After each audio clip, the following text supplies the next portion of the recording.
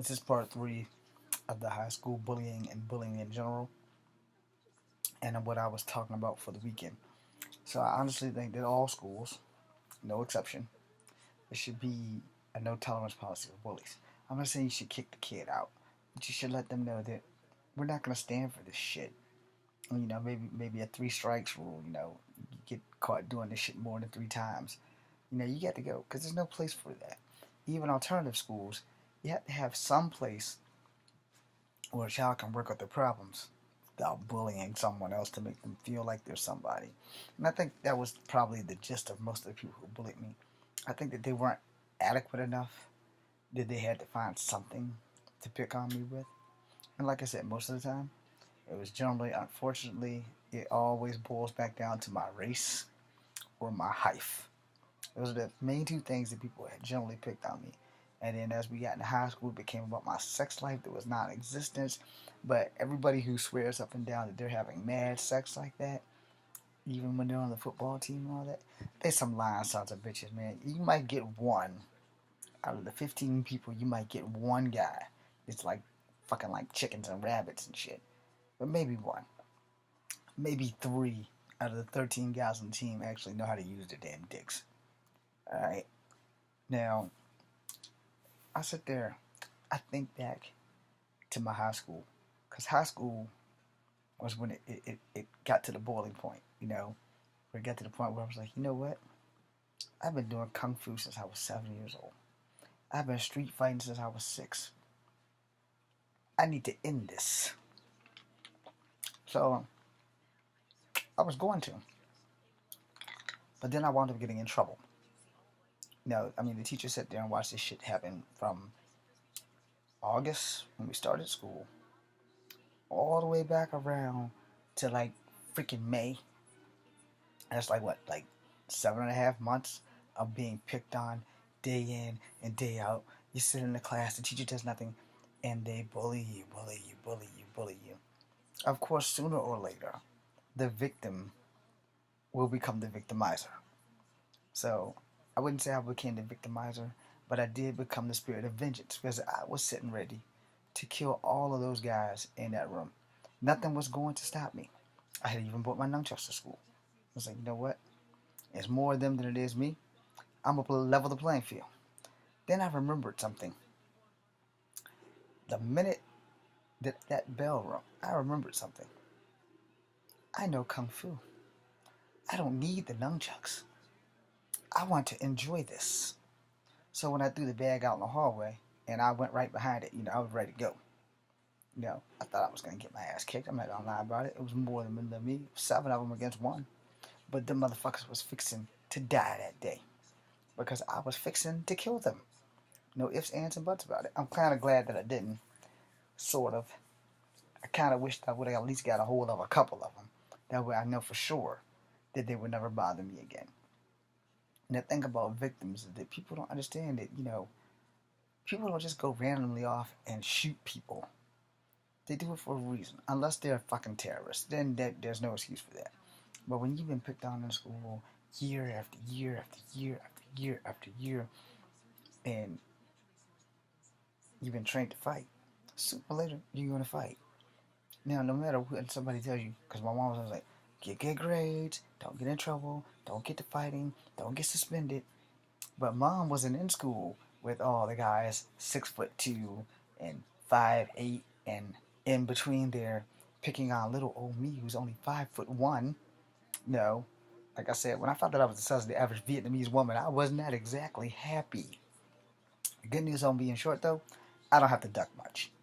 And I have a lower sense of gravity, so it's easy to throw people on their ass. Okay, moving backwards. So as the weekend progressed and I finished talking with Adrian and I finished talking with Erica, and I'm sitting there thinking, there has to be a way to get the bullying to stop. Because God forbid we have another Columbine.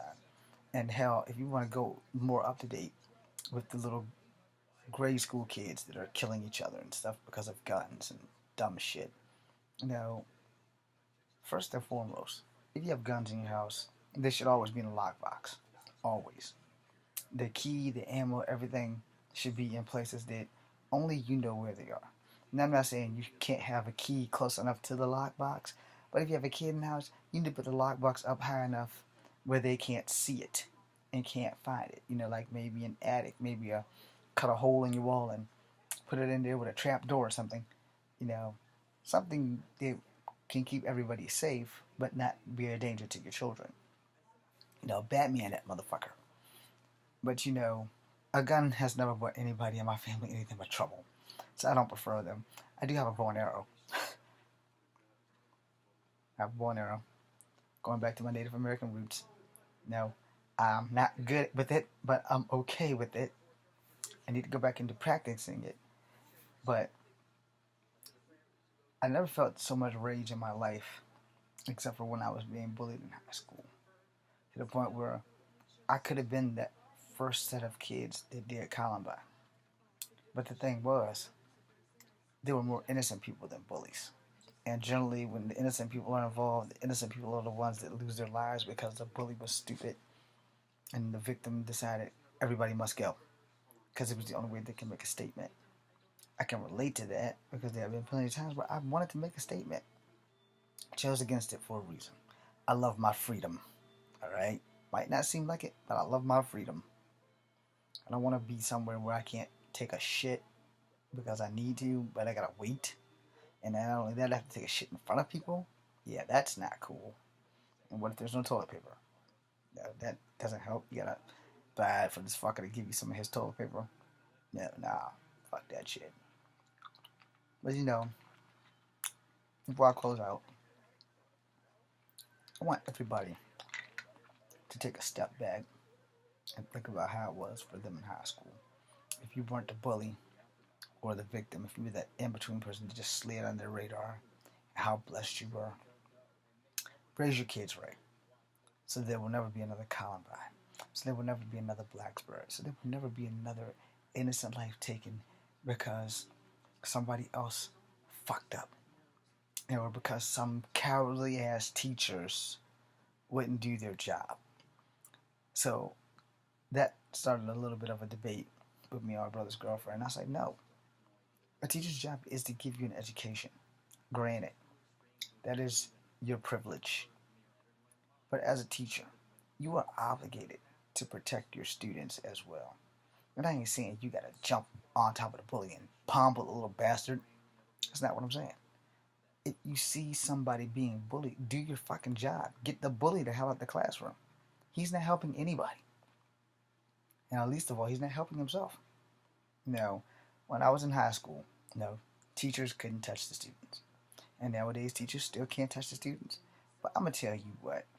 If I'm a teacher and I see a kid being bullied, the bully has two options.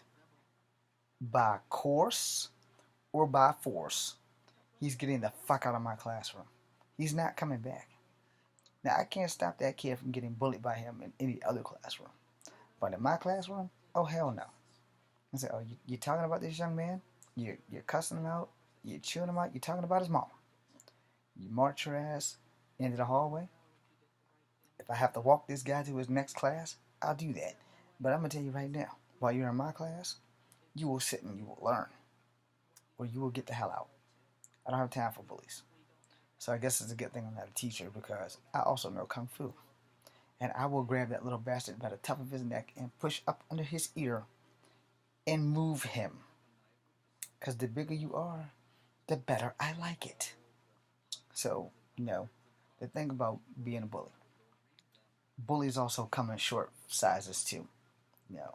I could say I was slightly a bully when it came to bullying bullies. I'm not saying I was right. You're never right to bully anyone. You don't have that right. It is not a privilege. It is not a right. It is never okay to bully anyone. But when you are the victim of a bully, it is not wrong to defend yourself. I might not be promoting that very well, but it is not wrong to defend yourself. But you just have to go about finding a way to do it. Sometimes you can turn a bully into a friend. Sometimes you cannot. So, the best thing I would tell you, if you can avoid him, avoid them. But if you can't, be ready to fight. In case nobody caught that, it was be ready to fight. Because sometimes you have nowhere to run. I've always been told by people, James, a good run is better than a bad stand.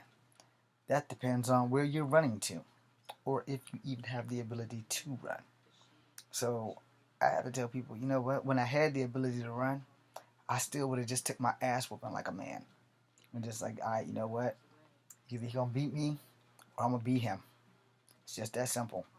I'm not gonna keep running from him, because every time you run from someone, you will run from them until eternity. You can't run forever. You can't live in fear. No. And the thing before I close out, because this is gone, it'll probably stop in like 5 minutes. I try not to go more than 15 minutes. The thing about retaliation and bullies, no.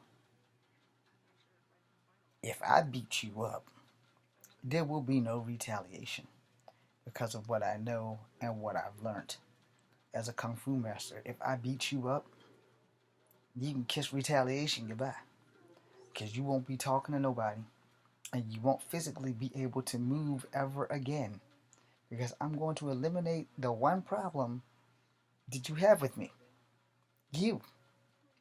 And you trap me in a corner, your life's pretty much done, because if you trap a wild animal in a trap, it will not only gnaw through itself, but it will gnaw through you to escape.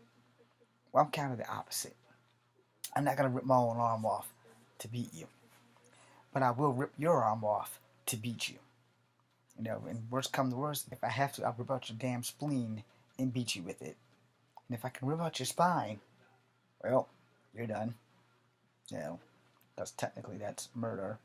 But, the thing about being a martial artist is you can't misuse the gifts that you have been given. Alright? Which is the main reason why most of my bullies in high school are still breathing now. Because it was illegal for me to kill them. Which it still is illegal for me to kill them. But, the thing is, what I know now, I knew then. The difference is, I'm not in school anymore, and I'm no longer afraid to use what I know. Where in school, I wasn't so much afraid to use what I know. I was more afraid of getting my ass beat by my mom. So, I never ever really went too deep into that. So, in closing,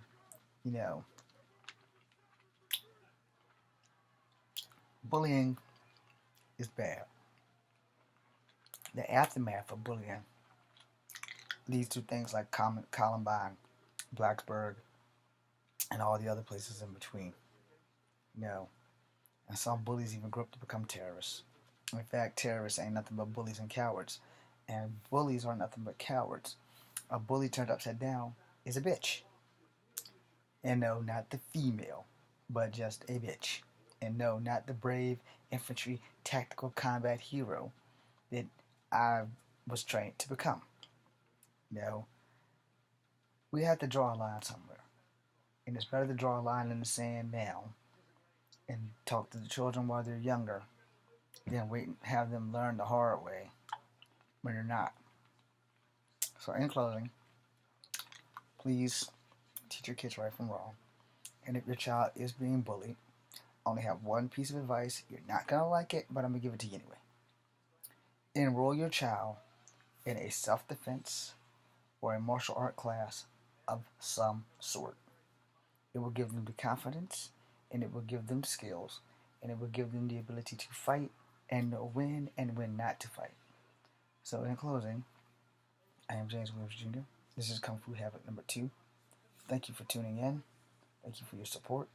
And please be strong. Please stop children from becoming bullies. And stop the violence against your own people and people in general. We already have enough enemies facing the United States now. And as Obama said, we are the most dangerous country in the world. If you fuck with us, we'll fuck with you. And our dicks are bigger. So in closing with that, no more bullying. Everybody search for a way of peace. And while I'm on that, there are some good books that you probably should try to read. The Way of Peace. They are about Shambhala.